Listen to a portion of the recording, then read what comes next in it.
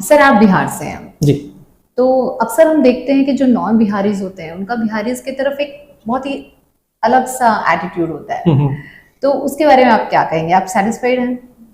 धीरे धीरे बदलाव आ रहा है। शुरुआती दिनों में जो आपने कहा ऐसा होता था, सुनने में आता था, और एक एक बड़ा ही अजीब सा एक माहौल हो जाता था कि कोई किसी को बिहारी कहे तो उसे बुरा लगता था।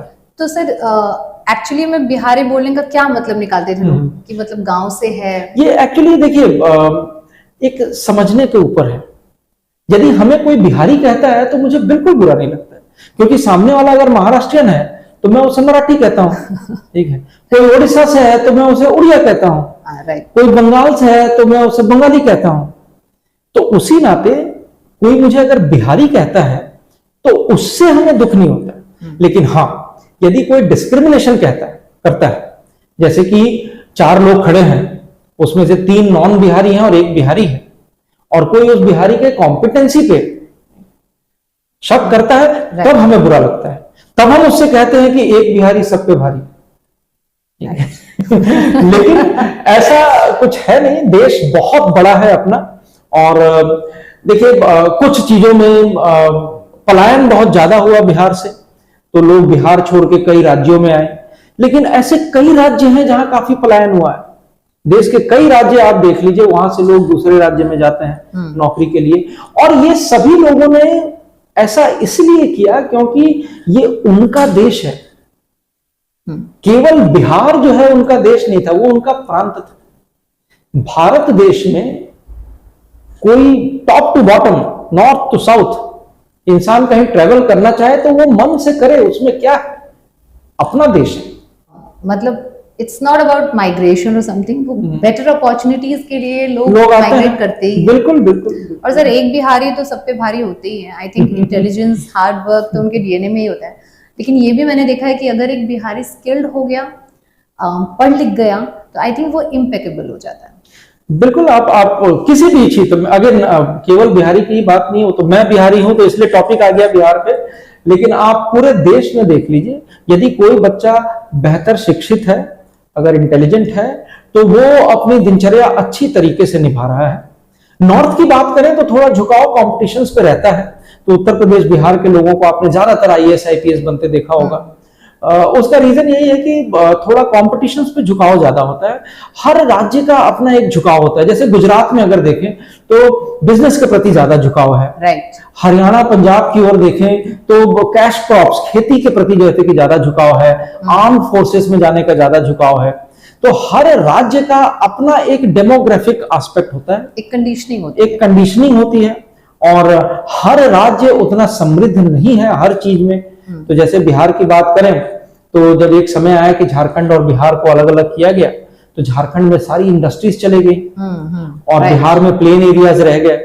तो ये भी एक प्रभाव पड़ा कि इंडस्ट्रियलाइजेशन के युग में लोग इंडस्ट्रीज की ओर पलायन करना तो बड़ा ही नेचुरल सा बात है, इसलिए लोगों ने माइग्रेट किया। एंड आई थिंक बिहारी तो स्वीट होते ही हैं, पर गुजरातीज भी काफी स्वीट बहुत। सर अभी रिसेंट में पंचायत देखी मैंने, तो पंचायत वेब सीरीज देखी, और उसमें जो विनोद का कैरेक्टर है बहुत ही लव कैरेक्टर है। एंड उनमें जो अशोक पाठक हैं वो सिवान से ही है, मुझे अभी रिसेंटली पता चला। तो आपको ऐसा कुछ प्राउड लगता है कि अरे सिवान से हैं और इतना कुछ अचीव किया उन्होंने? तो मैं तो यही कहना चाहूंगा कि देख रहे हो विनोद, हमारी बात हो रही है, अच्छा लगता है। कई सारे लोग अपने प्रांत से हैं, उनमें से ज्यादातर तो अपन मनोज वाजपेयी, पंकज त्रिपाठी के बारे में ज्यादा बात करते हैं, और अपने ही क्षेत्र के जब लोग होते हैं तो देख के सुन के अच्छा लगता है। थोड़ा सा हम स्पिरिचुअलिटी की तरफ जाएंगे। क्या आप एक स्पिरिचुअल पर्सन हैं? जी बिल्कुल, भगवान पर हमारा पूरा विश्वास है।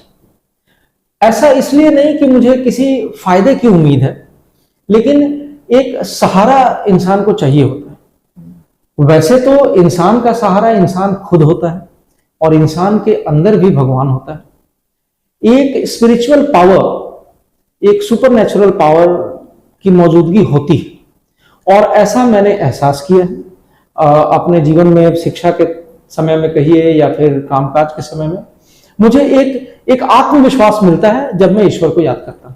हालांकि ये मेरा निजी विचार है, मैं इसे किसी पे थोपना नहीं चाहता, लेकिन हाँ, आप अपना कर्म करें और ये विश्वास से करें कि कोई है जो आपका साथ दे। कहीं ना कहीं एक सुपर पावर है। सुपर पावर है, इसका एहसास हमें हुआ भी है। और again the same factor is कि like I am not endorsing on people that there is a super power, but then my point is that okay, if you can't prove that there is nothing, don't then start proving that there is something, kind of. So ये मैं इस तरह से कहना चाहता हूं कि यदि आपको लगता है कि भगवान नहीं है तो आप प्रूव मत करो कि नहीं है। हमें लगता है कि हाँ भगवान है, तो हमें प्रूव करने की जरूरत नहीं है कि भगवान है। सबका अपना विश्वास है। सर, अंधविश्वास के बारे में आप कुछ बताइए। जैसे कि हम मानते हैं कि हम मतलब ऐसा माना जाता समाज है, में, हाँ, समाज में ऐसा माना जाता है कि अगर बिल्ली ने रास्ता काट दिया तो उस रास्ते नहीं जाना है। आपको क्या लगता है, ऐसा होना चाहिए? देखिए, ऐसी बातें होती हैं समाज में, लेकिन अगेन आई विल से कि अंधविश्वासी न बने, विश्वासी बने। तो आप यदि विश्वास करें, अब देखिए स्कूल कॉलेज के समय में तो मैं भी ये सुनता था, सीखता था, सड़क पे जब जाता था तो इंतजार करता था कि कोई पीछे से आगे चला जाए, यदि बिल्ली ने रास्ता काटा है तो मैं जाऊंगा। तो अभी भी लोग करते हैं, लेकिन उम्र के साथ हम में ये एक विश्वास आया कि अंधविश्वास जैसा कुछ नहीं है। विश्वास रखिए, आप यदि गाड़ी ठीक चला रहे हैं तो उस बिल्ली के काटने से आपकी गाड़ी को कोई दिक्कत नहीं होगी। हाँ, आप अगर गाड़ी ठीक नहीं चलाएंगे तो दिक्कत होगी। तो अपने ड्राइविंग स्किल पे विश्वास रखिए। बाकी जैसा मैंने आपसे कहा कि एक सुपरनेचुरल पावर आपके साथ है, वो आपका ध्यान रखेंगे। और मैंने ऐसा सुना है कि if a cat crosses your path then the animal is going somewhere. Good one. जो अंधविश्वास है सर, उसमें लोग ज्यादातर तब फंसते हैं जब वो फेलियर की तरफ जा रहे होते हैं, या फिर उनको ऐसा कुछ कोई एक उम्मीद नहीं रहती, तो भी लोग अंधविश्वासी बन जाते हैं। आपको लगता है? आपका आकलन सही है कुछ हद तक, क्योंकि when you do not meet your success, you start blaming other aspect. So कुछ समय पहले जो हम लोगों ने बात की पर्पस पे, be focused on your purpose. Even if you are failing in your purpose, not worry about it. Work hard. मेहनत करें आप और कोशिश करें। कोशिश करने से हर मुश्किल आसान होती है। And finding a purpose is also a purpose. Absolutely, सही बोला आपने। सर, समाज में कौन सी ऐसी चीज आपको लगता है कि आप स्टूडेंट्स को कहेंगे कि कभी ट्राई भी मत करना? नकारात्मक सोच, pessimistic thoughts, you should not bring them to your mind. नकारात्मक सोच ना रखें। Be always optimistic. साथ ही अगर देखें तो जैसे कुछ बुरी आदतें होती हैं, उनसे दूर रहें। संगति, सत्संगति होनी चाहिए आपकी।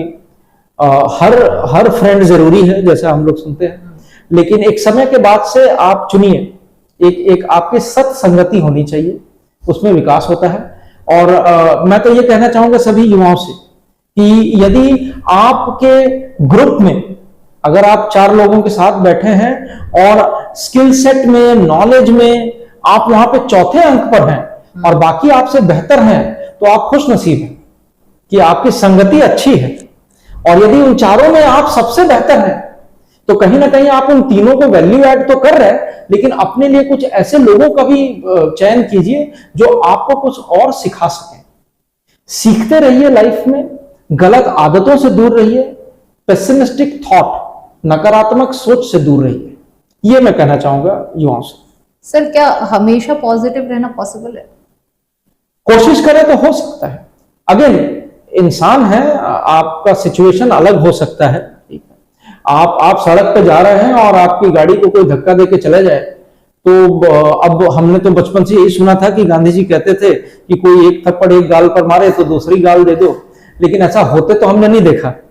लेकिन एक सोच थी उसके पीछे, उस विचार के पीछे। मैं गांधीयन फिलॉसफी को बहुत मानता हूं और सीखने की कोशिश भी करता हूं। एक सोच थी उसके पीछे कि जो हो गया है उसे आप अपने गुस्से से परिवर्तित नहीं कर सकते। आपकी गाड़ी को यदि किसी ने धक्का मार दिया है तो जाहिर तौर पे आपके अंदर नाराजगी आएगी। आप सड़क पे चल रहे हैं, कोई आपको धक्का देके आगे चले जाए तो आपको एक नाराजगी आएगी। आपको कोई अपशब्द कह दे तो आपको एक नाराजगी तो आएगी। एक बड़ा ही नेचुरल सा फिनोमिनन है गुस्सा होना। Anger is not bad, anger management is important. मैं फिल्में बहुत देखता हूं और फिल्मों से मैं बहुत सीखता हूं। तो एक फिल्म थी जिसमें कि अमरीश पुरी कहते हैं सनी देओल से कि काशी अपने गुस्से को पालना सीख। So the anger that you have you should manage it properly. अच्छे जगह दिखाओ उसे, अपने गोल्स को पूरा करने में अपने गुस्से को लगाओ, तो उससे जो एनर्जी जनरेट हो रही है उसको बेटर जगह लगाइए, बेटर रास्ता दीजिए अपने उस एनर्जी को। और अगेन जैसा मैंने आपसे कहा कि बी ऑप्टिमिस्टिक इन लाइफ, सकारात्मक सोच रखिए। हर इंसान शायद हमारा गुस्सा डिजर्व भी नहीं करता जी। अटेंशन, सबको ही आपका अटेंशन थोड़ी ना डिजर्व करता है। एक बुक जो आपको लगता है मस्ट रीड है, सभी को पढ़नी चाहिए? अच्छा, सो आई मस्ट एडमिट कि I am a good drafting person. मैं एक अच्छा राइटर हूं। मेरी खुद की 3 किताबें हैं और 150 के ऊपर रिसर्च पेपर आज तक हो गए हैं। तो I am a good writer, I feel so. I am still learning. I am not a very good reader, लेकिन कुछ चीजें जो हमने पढ़ी हैं अपने लाइफ में, कुछ बुक्स जो है कि पढ़ी हैं हमने, तो how to influence people, how to win people, इस तरह की किताब है। 7 habits of highly effective people, ये एक अच्छी बुक है। सीक्रेट नाम की एक बुक है, वो बहुत बेहतरीन है। अच्छा, इन सब के ऊपर की एक किताब है जो आप कोशिश करें पढ़ने की, जो मैं भी कोशिश कर रहा हूं पढ़ने की, वो है भगवत गीता। ओके। अच्छा, लोग कहते हैं कि उसमें आपके हर प्रॉब्लम का सलूशन है, तो आपको वो सॉल्यूशन कभी नहीं मिलेगा जब आप प्रॉब्लम्स को लेके भी गीता पढ़ने की कोशिश करेंगे। आप गीता पढ़िए, उसे समझने की कोशिश कीजिए, और लाइफ में जब प्रॉब्लम आए तो सॉल्यूशन के लिए उन विचारों को सामने लेके आइए जो आपने गीता में पढ़ा था। ओके। तो जब आप परेशानियों में हो तो गीता पढ़ना मत शुरू कीजिए कि गीता में तो सबका जवाब है। ऐसा नहीं है। रेगुलर कोर्स ऑफ बिजनेस आप कोशिश कीजिए। 18 अध्याय हैं, हर अध्याय में कुछ ना कुछ सीखने के लिए है। पढ़िए, कुछ ना कुछ सीखिए, कहीं ना कहीं लाइफ में आपको काम आएगा। मतलब बेसिकली आप कहना चाहते हैं कि Gita is not a spiritual book, लेकिन वो लाइफ स्किल्स की बुक, लाइफ स्किल्स की बुक है, लाइफ लेसन्स की बुक है।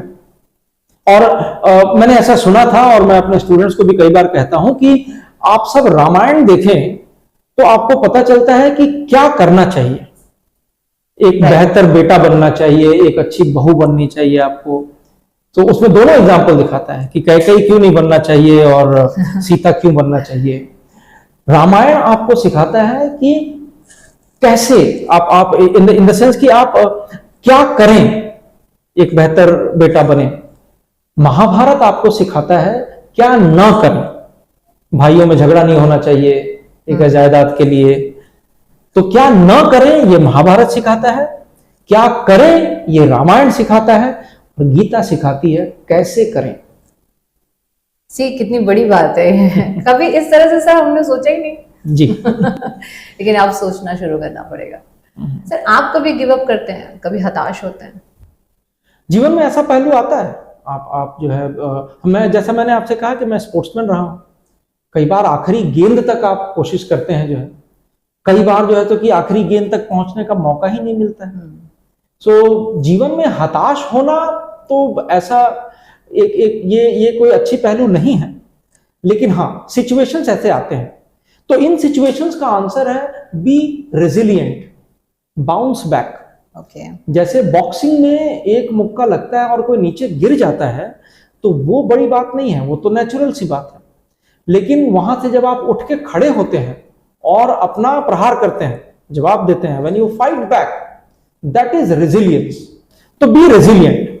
हताश होना बड़ा ही नेचुरल सा एक पॉइंट है। आपने किसी चीज के लिए कोशिश की, आप जो है कि किसी एंट्रेंस एग्जाम में गए, आप जो है कि उसे नहीं क्लियर कर पाए, तो थोड़े समय के लिए हताश होना तो बड़ा नेचुरल है, लेकिन उससे बाहर निकलना वो बहुत आवश्यक है। इसलिए सभी को लाइफ में रेजिलिएंट होना चाहिए, बाउंसिंग बैक एबिलिटीज होनी चाहिए। कैसे होगी?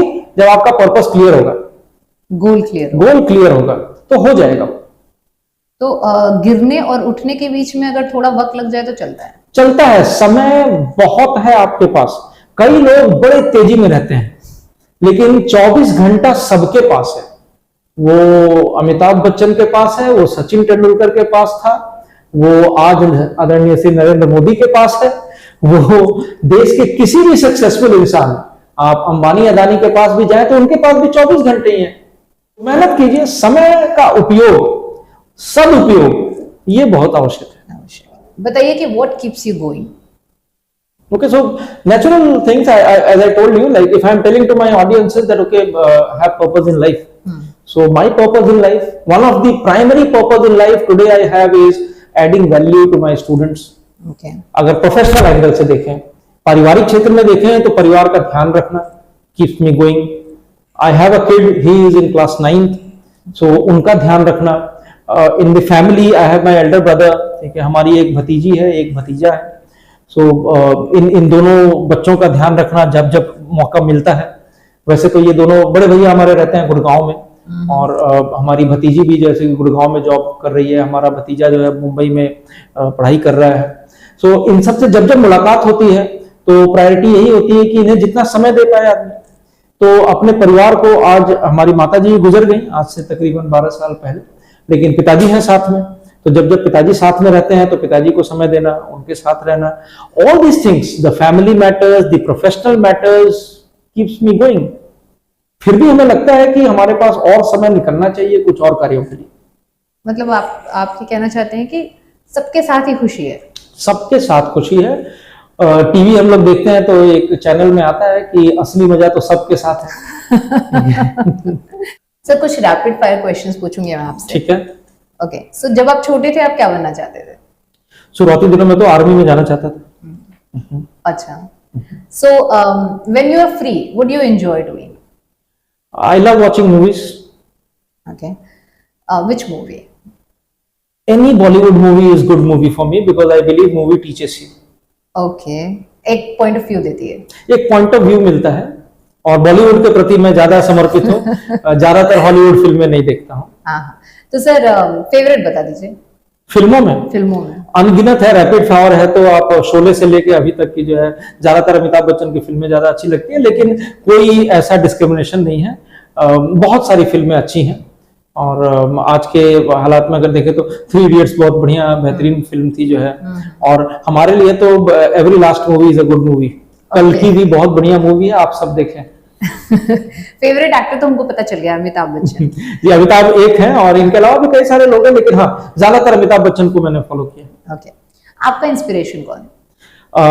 वैसे तो पर्सनल निजी लाइफ में अगर देखें तो मेरे बड़े भैया आदरणीय श्री अनिल कुमार पांडे जी, बड़े भैया हैं गुड़गांव में आज की तारीख में, और उन्होंने ही काफी मार्गदर्शन दिया है. हालांकि पेरेंट्स से बड़ा कोई बेहतरीन आपके लिए मॉडल नहीं हो सकता, रोल मॉडल, लेकिन पेरेंट्स के बाद और पेरेंट्स के साथ हमारे बड़े भैया हमारे लिए आइडियल रहे. ओके सर, अगर आपको एक चांस मिले कुछ एक चीज वर्ल्ड में चेंज कर देना है आपको, आप क्या चेंज करना चाहेंगे?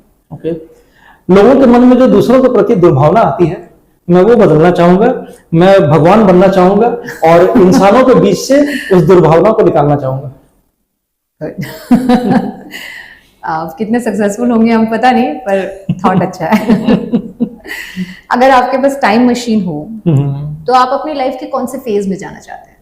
मैं उन स्कूल डेज में जाना चाहूंगा, स्कूल डेज और ग्रेजुएशन, जहां मैं खेला करता था.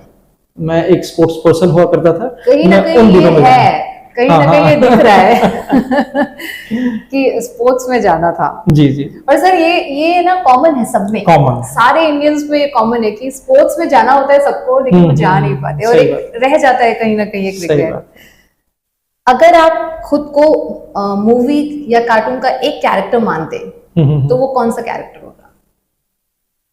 मूवी या कार्टून कैरेक्टर? कोई भी एक कैरेक्टर आप बनना चाहें.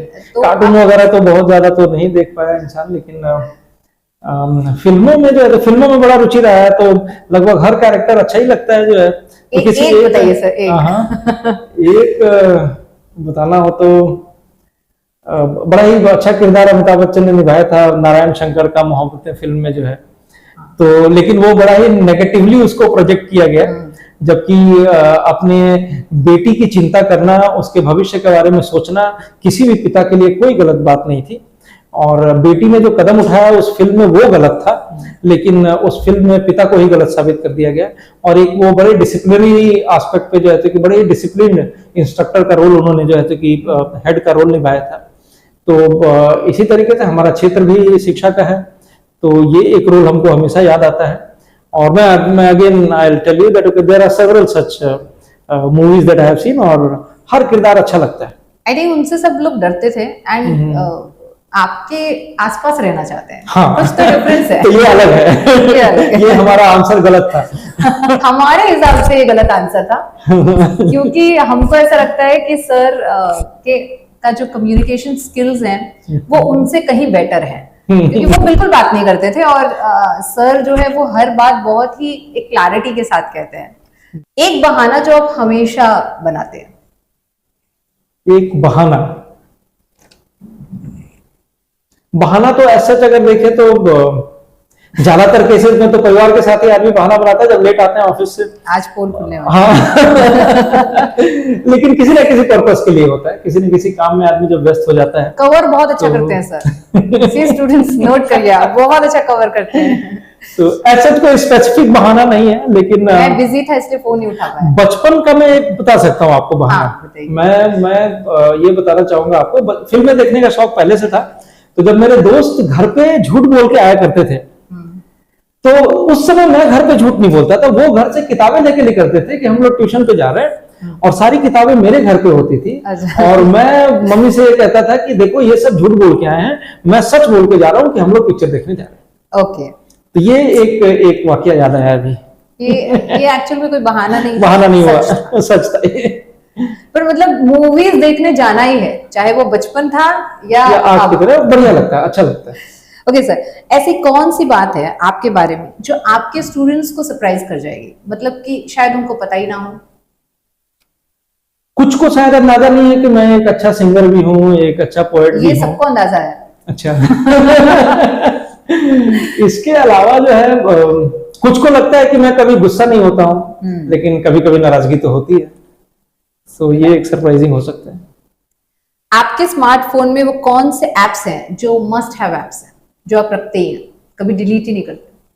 आज की सामाजिक परिवेश में व्हाट्सएप उसमें से एक ऐप है जो कि चाहिए ही चाहिए, क्योंकि संपर्क में रहना है। WhatsApp I use it more from networking perspective, I feel that okay it is good. इसके अलावा तो वेब सीरीज वगैरह देखने के लिए जो आजकल हॉटस्टार वगैरह मैं ज्यादातर उपयोग करता हूँ। लास्ट गूगल सर्च क्या था आपका? लास्ट गूगल सर्च, हाँ, वो तो हाल ही में एक स्टूडेंट के साथ एक रिसर्च पेपर पे हम लोग काम कर रहे हैं, तो उसमें in fact women entrepreneurship was the last one that I looked for. Look girls. Okay sir, एक कोट या कोई एक बात जो कभी किसी ने आपसे कही हो और आपको आज तक याद हो, इंस्पिरेशनल हो। इंस्पिरेशनल तो एक तो मैंने बीच में भी अभी कहा कि बात करने से बात बनती है, ये भी मैंने किसी से सुना ही था और काफी बेहतरीन लगा था। और इसके अलावा तो चीजें जैसे कि मेहनत करने वाले की कभी हार नहीं होती है, ये मेरे टीचर्स कहा करते थे। कोशिश करने वाला, कोशिश, हाँ, तो वो तो कविता का पार्ट है। हाँ। लेकिन इन जनरल जो है कि लोगों ने ऐसा कहा था, टीचर्स हमको ध्यान में है कि टीचर्स कहा करते थे कि मेहनत करो, ठीक है, आपकी कभी जो है कि हार नहीं होगी। तो वो तो हरिवंश राय बच्चन की कविता तो है ही कि कोशिश करने वाले की कभी हार नहीं होती।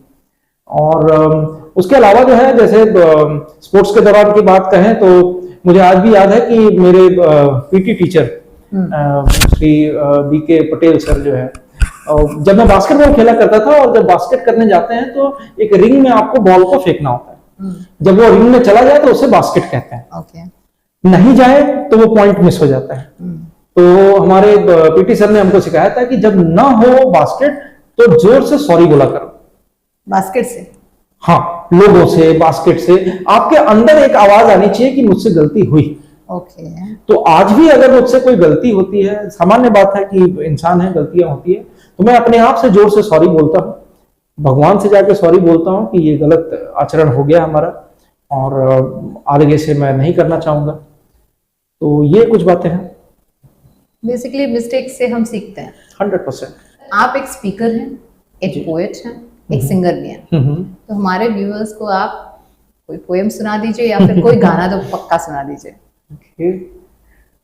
पोएम तो शायद पूरा याद ना हो, डायरी में लाया नहीं हूं, लेकिन हाँ लिखते रहते हैं। तो एक युवाओं के लिए तो बढ़िया 4 लाइनें हैं हमारी कि मुश्किलें बड़ी खड़ी आंसुओं का बोझ हो, मुश्किलें बड़ी खड़ी आंसुओं का बोझ हो, अपनी क्षमता पे विश्वास कर, अपनी क्षमता पे विश्वास कर, आगे बढ़, प्रयास कर। तो आप एफर्ट्स लें, आप प्रयास करें और ये बड़ी लंबी कविता है, ये तो 4 लाइनें हमें याद थी तो ये मैंने अभी कह दी। गाना नहीं गाने वाले। गाना आज के लिए रहने देते हैं, कविता काफी था जो। नेक्स्ट टाइम हमको याद रखना है सर से गाना हमको सुनना ही है। वैसे every now and then I think ऐसे मौके हम ढूंढते ही रहते हैं, स्टूडेंट्स हमेशा सर से गाना सुनने के मौके ढूंढते ही रहते हैं। Last but not the least, viewers को आप और अपने स्टूडेंट्स को जो आपको देख रहे हैं, आप क्या मैसेज देना चाहेंगे? यूथ के लिए और सभी ऑडियंस के लिए हमारा मैसेज यही है कि have clear goal in your life.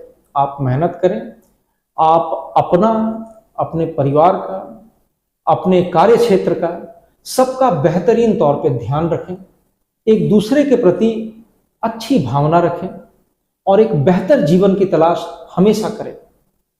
मेहनत करें और जैसा मैंने कुछ ही क्षणों पहले कहा कि प्रयास कर, अपने लक्ष्य को पाने के लिए सदा मेहनत करते रहें, प्रयास करते रहें।